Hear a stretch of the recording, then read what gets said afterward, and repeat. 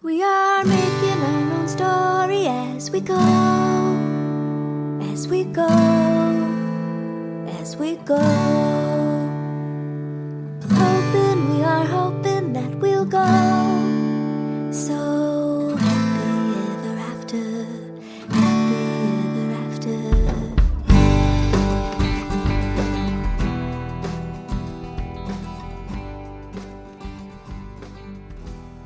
Hi, and welcome to the Dream Day podcast. This is Kathy Piech-Lukas, and I'm a wedding planner with Your Dream Day. And today we are going to talk about wedding fashion and what is going to be hot in 2023 and 2024.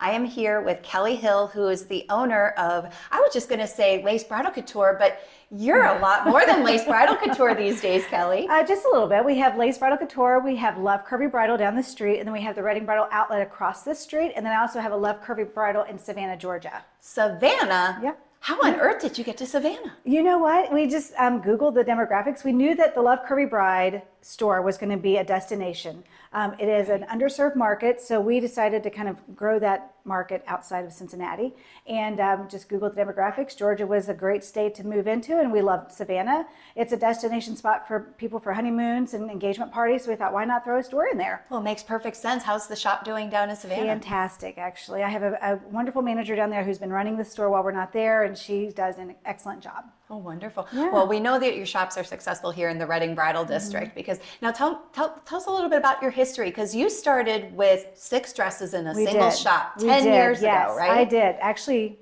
going on 13 years now. Oh my goodness. Yeah, so we started as Yours Truly Kelly. I opened my store with only 6 dresses. It was bridal consignment. I had my old wedding gown was in one window, my friend's was in the other, and I had 4 other dresses. And I literally opened on a Saturday and just kind of went from there. And that was the beginning of November 2011. By the end of December that same year, I had over 150 gowns in the store, all consigned. Some of the most god-awful looking gowns you could ever imagine, because I took anything and everything that people would give me for consignment just to fill the store. But it's like you never know what that dress is. You know when it's the dress. Because well, and I'm telling you, I had some of the coolest brides who wanted vintage, and truly their top thought of vintage was 80s and 90s dresses. Like I had girls coming in wanting the puff sleeves and the beading, and they were my favorite because they had a vision of something different. How do you know when a bride has found the dress? Their body language changes. It just their body language changes. And we typically know before she knows. Actually, we can see it in their face easily, and yes. I always tell them, I'm like, you can see it in the body language because they do 3 things and they don't even realize they're doing it. But like the first thing they start to do is they start to pet their hips. Yep, you're absolutely right. And they start staring at themselves in the mirror like this. They do. And then they start swishing back and forth like they're twisting around, and then they don't want to take it off. That's a very telltale sign. That's what we tell them too, because a lot of times they wouldn't just stand there forever. Yep. And a lot of times they'll still be like, well, I just don't know. I'm like, you've been in it for an hour. I think we all know this is your dress, you know. If you keep it on another 8 hours, that would be your wedding day. Exactly. Yes, exactly. Well, wonderful. What are some other suggestions that you have for a bride-to-be who's looking for a dress? Like if she's a certain body type, what tends to look good on a certain body type? And it's a fine line when we're trying to ease the bride into certain. They see the models in the magazines or on Pinterest or on Instagram, and they see this gorgeous dress, but their body type may not work for that dress. Right. For example, the dress behind you. Stunning, stunning, stunning dress. It is gorgeous. But I have to say, a pear-shaped bride is not going to work well in that dress because there's really not much structure in it. Right. She truly needs to be more of a bride, and not too skinny either. We need a bride who has that beautiful hourglass shape. And we will put it on them, but then we'll let them know. We'll kind of coax them, and they'll see it for themselves. But we're not going to tell them, no, you can't try this on, because then they'll never think they'll be able to find what they're looking for. So just a little tip, if you're a bride-to-be who's watching, if the salesperson at the dress shop brings you a dress, just for kicks and giggles, try it on, because she probably knows your body type better than you do and what's going to complement that. That's absolutely right. I remember when I was planning my wedding, I'm a little bit... I'm endowed. I'll just I'll leave it at that. But certain cuts didn't look good on me, even though they looked fabulous in the magazine. And I went in with one, idea of what I was going to get, and then my salesperson just brought over a strapless dress, and I'm thinking to myself, I don't know, a strapless dress, but all right, I'll try it on. Well, she was right. Yeah. She was totally almost right. always are, but that's again. We got to let the bride choose for herself too. So that's why in our stores, honestly, we let the bride shop with us. And I know there's some stores that would rather the bride sit down and they shop for them, but I want the bride to actually see what's on the floor. And a lot of times too, if she picks a dress, it's instinctual. Like there's something about it that she may not be able to explain why she loves it, but there's something about that dress that she likes. And so we let her pick it out and we just kind of go from there. Well, and I always joke with my brides that on the wedding day, the dress is a person in a way, because you have to, in a way, choreograph it into the ceremony. It has to be fluffed and taken care of. It has to be carried like a child. When you're booking a limousine, you have to take into account an extra person because it takes up so much room. So, I mean, it's almost like you are choosing another person to be part of your wedding day. Absolutely. And that's why a lot of people like to have the dressers on the day of too. So they can help them with the fluffing and with the bustle and everything else. It's nice to have a stylist or a planner who can actually help them with that too. Well, it makes a big difference, and especially with the bustle, because every bustle is custom and unique to the dress. What are the different types of bustles that exist? Typically the ones that we suggest, my favorite's the French bustle, and I will suggest it on almost every gown that I know can be made into a French bustle, which is the one that goes up and under. Okay. So much prettier. It gives a beautiful cascade. And that's the one that has ties on it. Correct. Okay. Yes. And then the traditional bustle is the one that goes up, and usually there's several other loops that go with it. And then it just makes, it's a bustle. It's just not my favorite. Right. But that's pretty much the only two that we suggest. So what would be some tips for people who have a bustle period, whether it be a French bustle or a traditional bustle? Well, typically the seamstress, I know the seamstress we use a lot. She has their bridesmaid or maid of honor come with them to their last fitting so that she can see how to do it, because typically that's what most people have doing it. Like I said, though, a wedding planner helps tremendously, or their assistant, or if you have somebody who actually does the day of styling with the bride. Okay. So make sure if you have a final fitting, bring somebody with you, have them videotape it so that you know exactly how this bustle works. Yes. Because a bustle can take 5 minutes. It can take 20 minutes if you're not exactly sure what you're doing. Right. Because you want it to still look nice. You don't want it to look like it was thrown together. And sometimes I see pictures of brides, I'm like, oh my gosh, they ruined the dress because you could tell they didn't know exactly what they were doing, and the bustle's all over the place. And so you just got back from New York. I did. So what were you doing in New York? Well, we had New York Bridal Fashion Week. It was just last week. We were there Tuesday through Friday. There's so many designers in New York, and we typically do Chicago as well. Chicago is much easier because it's all in one spot, but New York is so inspiring. We love going there basically just to get more inspiration. And then you typically get a lot of the European designers who show in New York as well, versus Chicago has a lot of our Midwestern designers, but New York always gets more of the European brands too, ones that you would never ever see anywhere else. And that's why I love going to New York. I do feel like my Lace Bridal Couture store, I love to have designers that nobody else carries anywhere. And I like to be a little bit more of the fashion forward, more on trend, but also, you know, I know that we're in Cincinnati, so I kind of have to keep it, you know, a little bit more modest and conservative, but it's fun, and that's why we go to New York. We went to One Fine Day Bridal Market, which is one of our favorites. It's an Australian company who puts that show on. And then we went to Melange de Blanc, which is a coterie white team. It's a sales team. And we met so many designers. We get to see runway shows. We go to other studios, like our favorite designer, Antonio Gual. Shout out to him. We absolutely adore him. And we get to actually meet with the designer. Like I had a bride who literally bought a dress the week prior, and she was adorable. She had shopped and shopped and shopped and shopped. And when she finally found her dress, she couldn't even believe she actually found her dress. And it was Antonio's. And I said, you know what, I'm going to see Antonio on Wednesday. And so he did a little video, sent it to my bride. Just those personal touches is what we strive for, because we have a relationship with our designers. And I won't work with anybody who I don't think I can work with. So that's why it's so comfortable to work with our designers, and then just let the brides know that we are like a one-on-one relationship with who we sell in our store. Well, and that's huge that you mentioned the fact that you share the feedback with the designers on how the bride loved the dress, because that, as a wedding professional, we strive to make people happy. Right. That's really a huge, huge part of our job description. And so if we know that you're happy, we're happy. Yep, exactly. It makes everybody happy. It really does. It really does. Probably even, I think more so because the wedding industry, all of the purchases are emotionally driven. Absolutely. I mean, because nowhere else in this world would you spend several $1,000s on something without going on Google and researching and finding reviews on something specific. I mean, it's more of a feeling when you purchase the dress. You're like, this is the dress. And I have to say too, in this economy and in the world right now, online shopping is everything, but it'll never be for weddings. And that's for bridal. I agree. You have to try it on, and it's all about the experience now. I mean, of course, the shows have helped a little bit with that whole experience. But we love to give our brides that feeling, that emotional feeling, and her party that's with her. They have to enjoy this experience. Absolutely. Now, do you also do bridesmaids dresses? We do not. Okay. No. So when the bridesmaids come in, what are some suggestions that you have for them when they're shopping with the bride on Well, their there's big several day? stores on our street. So since we're in the Reading Bridal District, there's 11 bridal stores. And out of the 11, I think 4 of them offer bridesmaids as well, and they actually have bridesmaid departments. Okay. So my stores just aren't big enough to handle bridesmaids. We do bridal well. That's what I stick with one good thing, and that's... Well, and as a business owner, that's so true, is to just focus on what you do best. And you have a lot of vendors that try to expand and do this and do that and do this and do that, and you're almost like, stay in your lane.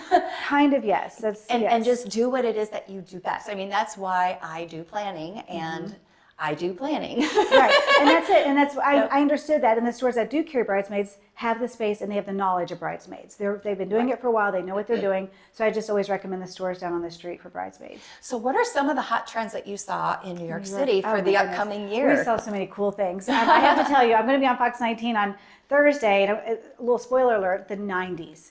That is like what all of the designers are going shoulder pads and puffy sleeves. No, not that one. Oh shoot! Think Carolyn Bessette Kennedy. Think of Carolyn Bessette Kennedy. Yeah. Remember? Oh, the really the sleek. Yes. Oh, wow. That is the look, and I feel like that look should have been around forever, and it feels like it's just now timeless. It's timeless. So yes, and I have to say there are some puffy sleeves still kind of rolling around in there, but I'm thinking the Carolyn Bessette, more old Hollywood glam. And then the gloves, those came in last season, but they're even more so this season with more embellishments on the gloves.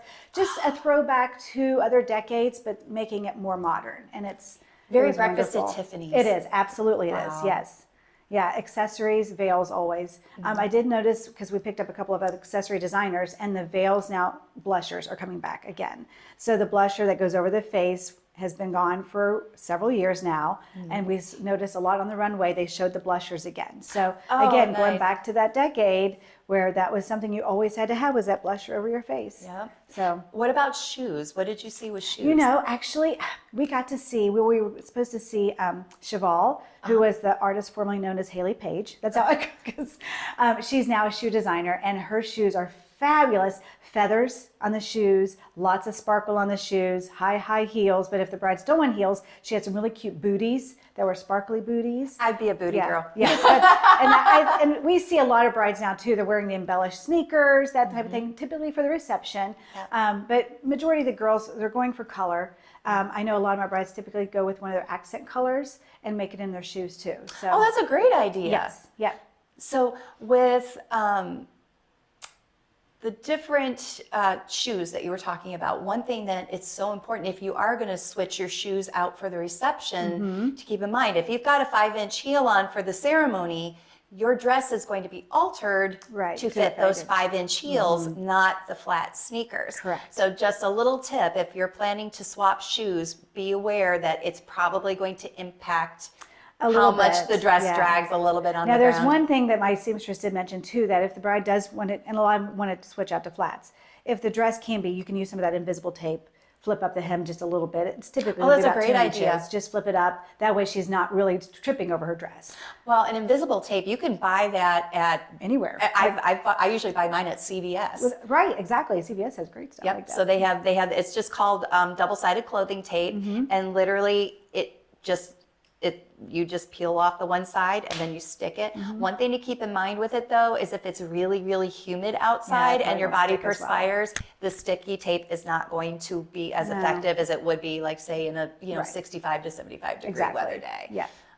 So what are some of the other colors that you were seeing on the runway? Oh gosh, so we have a lot of blushes. So a lot of blush undertones, champagne undertones still, blue is a big thing right now. What shade of blue? Like a baby blue. Okay. And there are so many beautiful ones too. And I as much as I want the blue dresses, I know I can't sell them in Cincinnati. I'll probably have one for my windows because I love it. Lots and lots of ruffles. Lots of more of the accordion pleat. That's a very big thing now too. Wow. The fabric that has like an accordion pleat, it's like a chiffon. Yes. And it's so soft. That's and almost so, from the 60s with the accordion. Yep, you're absolutely right. Yeah, so they're paying homage to more of the earlier decades and just making it a little bit more fun with a twist. Very neat. Yeah. What was the best conversation that you had with one of the designers when you were in New York? You know, we picked up a new designer called Sebastian Luke, and he is actually the president of the Bridal Council, which is a group that's just part of the whole bridal industry. And I follow him, and he's making so much headway in eco-friendly fabrics. So a lot of his gowns that I picked up are all eco-friendly. Wow. It's like eco-friendly crepes, and there were organza, and it's all sustainable. And that's really what the trend is going for the designers, is to have more sustainability in their dresses, not so much waste. He was fascinating. I mean, absolutely, just telling it, and you could tell his passion for it. And his designs truly were so fashion forward, and I did pick up a few of them, and we'll see how they work. But we'll see. I fell in love with them, but and it was all made of the eco-friendly fabric. So, well, for those of you watching on YouTube, we will include links to these particular Fantastic. designers in the comments section, as well as lacebridalcouture.com. Fantastic. But what would you suggest to a bride-to-be who is watching and is getting ready to plan her first trip out with her girls to choose her dress? What would you suggest to her? If they come down to the district, I have to say there are 11 stores. Please do your research before you come to the district. Find out which store fits your personality better. Find out which one would carry designers that you're wanting to see and to try on. Because all of our stores, we carry a little bit of everything, but we're not all for the same bride. So just if you know you like more of a classic, modern, timeless dress, of course, Lace Bridal Couture would be perfect for you. But if you say you want more of a boho feel or more really whimsical or boho, maybe Beau Chic Bridal will be more for you. So just do your research before you come. Try not to make an appointment of every store because you will be absolutely exhausted. Yes, you will be 3 maximum. 3 max is all you want to do. You're absolutely correct. 3 max. Make sure you make time for lunch because we've got some great restaurants down here. So just make it a fun day. Don't put too much stress on yourself. If you find the dress, it's typically one of the first 3 in the store. If you find it, that's it. Quit shopping, just say yes, enjoy the experience, because if you continue to shop, it becomes more of a chore, and then the fun and thrill is gone. No, I agree with that. The other thing that I would suggest is if you have a budget for your dress, get an idea of how far that will go. Correct. No, that's very good, because majority of the stores down here, we all start around the 1,000 to 1,200 mark. We have the outlet, obviously, that has gowns at $3.99, but it depends if you want something to take home with you at a discount.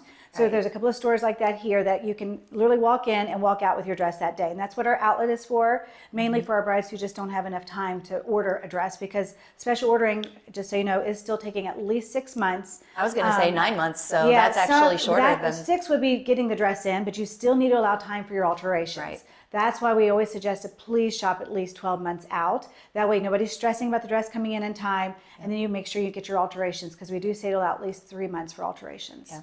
And for wedding planning timeline purposes, you'll get engaged and then you get the ring. Enjoy the ring for a little bit, because that's an exciting time. It is exciting. You're absolutely right. There's only one time in your life when you first get engaged. But then once the high of that wears off, the next thing you need to do is figure out where your ceremony and reception going to be, and then you go dress shopping. That's exactly Those right. 3 go hand in hand. And I have to say, finding a planner too. I think having a planner helps so much for the bride, because then she's not dealing with all of the stress. I tell my brides all the time, it's like a full-time job on top of your full-time job. It is. To plan a wedding. And I honestly, the ones who do have a planner are so less stressed. They're just calm. They're like, well, she told me to come here, so I'm coming here. She told me to do this, that kind of thing. I'm like, okay, that's perfect. We'll work with that. Yep. But you're right. They need to have their venue first, obviously a date, venue, and then the dress. Well, I did a class here at Gallery 118, which is where we're shooting this today. And I said, what did he give you? What did you get on your the day you got engaged? And they made comments like, oh, I get to marry my best friend. Oh, I got a beautiful engagement ring. And I said, you got another gift. I said, you got a part-time job for the next 18 months. And they looked at me at first like, what? And then I said, between now and then, you will spend 15 to 20 hours a week planning your wedding, whether that be research, whether that be posting in Facebook groups, going on wedding directories, going to wedding shows. And it's like having a part-time job. So really what it comes down to with a planner is, do you want to outsource that work and have quality time with your fiance and your family? or do you want to take that job on yourself? There is no wrong answer to that question, Right. because there are some couples that thrive on planning it absolutely love themselves. it, yes. And all the power to them. But when you have a planner, you're not going to make rookie mistakes. Correct. That's very true. And when I say rookie mistakes, I mean things like in your flowers, for example, you can have your heart set on an orchid. For example, I'm just going to use orchid as an example. Orchids are expensive, but if you like the look of an orchid, you can cut back the number of orchids in that picture that you saw on Pinterest and substitute some other blooms that will also make it look full. You'll still have that orchid, but maybe not as much cost associated with it. So, and those are things that this is the only wedding you're ever going to plan, hopefully, and this is what we do for a living. Yep, that's exactly right. So just listen to the experts. Well, you and I met years ago because we were I think we found out it was like 10 years ago now, right? Oh my gosh. Crazy. That means I got 10 years older. Well, so did I. So did I. We were in Bad Girl Ventures together, Yes. which is now known as Aviatra Accelerators, and it's designed for women owned businesses to help them actually run their business like a business. And you were a finalist with Lace Bridal Couture. I back was, then. yes. That's exactly when we transitioned over from yours truly, Kelly, to Lace Bridal Couture, and going from just off the rack dresses consigned to special order dresses, which is a whole different ballgame. And the amount of expense that goes into even just building your inventory in your store. So I had so much help from Bad Girl Ventures. They set me up with an attorney. They set me up with, I had mentors from SCORE. And it was the amount of knowledge I received was just invaluable from Bad Girl Ventures. I mean, I truly, everything I'm using, like a lot of my processes are still from Bad Girl Ventures. Yep. And it basically just teaches you to treat your business like a business and not a hobby. Like you set up a business plan, you have your line of credit, you have employees like me, I have contractors, it just really teaches you how to run the business. It does. And when I opened, I had nothing. I had no business plan, no nothing. I just went over there, found a lease, painted, put 6 dresses in the store, and that was it. I mean, I literally was from ground up, it was grassroots all the way. What would you say to somebody who's thinking about opening up a wedding business? What would be the best as a advice? bridal store? Just in general in the wedding industry. I would do research, just research. I think location also. Like if you do want to be a bridal store, I think you need to figure out what stores will be around you, which ones are not offering what you want to offer, just tons of research. Because when I did it, it was in 2011, and I didn't do enough research, and I had no idea what I was doing, but it just happened to work. And you work your tail off. I'm telling you, when you first start your business, it's not like a hobby. Like you said, we've been down here now going on, let's say 12, 13 years. Yes, 12, 13. I can't remember. We've been down here for a while. We have seen several bridal shops, for instance, come and go in that time frame just because they think this is fun.